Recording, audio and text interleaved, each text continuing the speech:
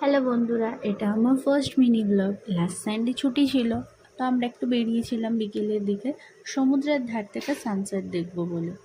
কিন্তু আমি একদমই জানতাম না গোয়া 15 আগস্টের জন্য লং উইকেন্ডে প্রচণ্ড ভিড় ছিল। তাই সমুদ্রের পাড়ে ট্রাফিক জ্যামে আটকে গিয়ে আমরা সানসেট মিস করেছিলাম। মনের দুঃখে বাড়ি ফেরার সময় এই চায়ের দোকানে দাঁড়িয়ে আমরা একটু চা খেলাম। খাওয়ার পর আমার চায়ের দোকানের পাশে একটা সুন্দর বেকারিতে নজর গেল, আর এই বেকারির সবচেয়ে সুন্দর ছিল এই বিউটিফুল কেকটা।